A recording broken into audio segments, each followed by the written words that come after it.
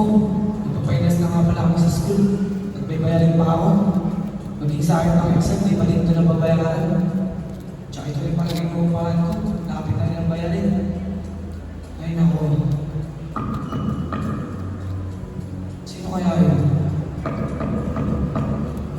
Oh, kayo po pala. Uulahan ko na ako kayo ah. Wala po ako may bibigay sa inyo. Pasensya na ako kayo. O Rico, ilang beses ko nang sinabi sa'yo, kung hindi ka babayad, wala kang karapatang kumuha ng pagsusulit. Ma'am, pasensya na po. Wala po pala si Tita eh. Kahit mag-exam na pumunta ako. Nakabili ko na lang po yung bayan ma'am. Grabe naman si Ma'am. Hindi ba naiintindihan si Rico? Alam mo bang ulian na yun? Hindi ako emosyonal na institusyon. Batas ang sinusunod dito, hindi awa. Ano? Bakit nandito kayo? Wala akong may tutulong sa inyo. Paano kaya mga araw sa pamilya? Bahala na. Oo, pa. Tsaka na pala. Nagano ka mo pagkain? Hindi mo kasi ang kayo pagkailan mo kung kaya ayan. Kanin lang natutulog. Ma'am, pasensya na. Ako na dali. Tambal ako sa trabaho. Ha? Bakit pa? Paano na tayo na ngayon? Kaaral na si Ian sa Maynila. O kung di na nga yung kinikita ko sa detecta naman namin, masasabi ka pa. Pasensya na. Kailangan na rin kasi bukas ng trabaho sa set. Kasama ako doon. Di ba? Di makakalaga sa atin. Hindi ako sa'yo. Pa, yung bayaran sa school ni Kuya kailangan na po. Anak, wala pa tayo pambayad ngayon. Pa, late na rin po tayo eh. Hindi po pwedeng bayaran na po. Wala nga tayong pambayad. Pero pa, Wala nga tayong sabi pambayad.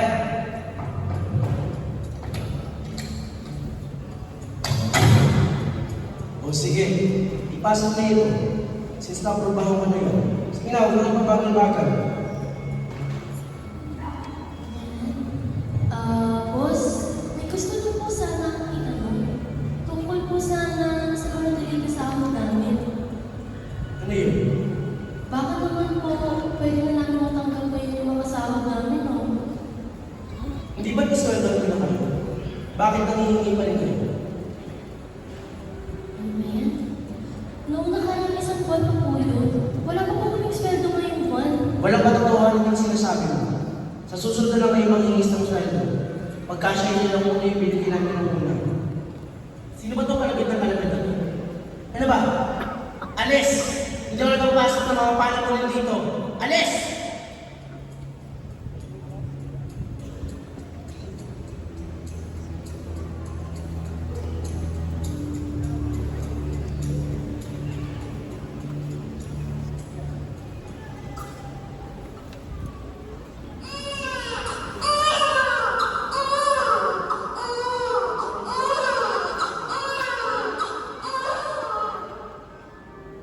O ito ang mga sahod, magiging yung mga pwede mag-pay.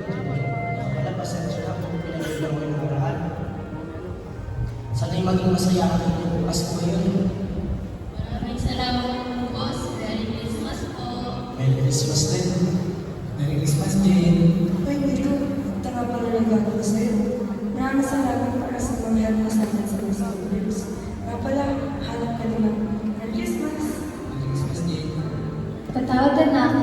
Hindi ko nakita ang bigat ng pinagdadaanan mo. Dapat sana'y mas naging maunawain ako. Nga pala, ito regalo ko sa'yo. Maliit man, pero sana matanggap mo. Merry Christmas, anak!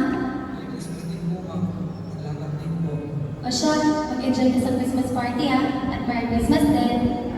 Merry Christmas mga anak. Ito, regalo ko sa inyo ng mama mo. Uy na, may padala ko na din sa iyo pamasko mo. Salamat po tayo. Merry Christmas ulit. Merry Christmas din po. Inayan ko na rin. Merry Christmas. Sino yun? Uy, Merry Christmas pre. Uy, pre, ba't siya dito?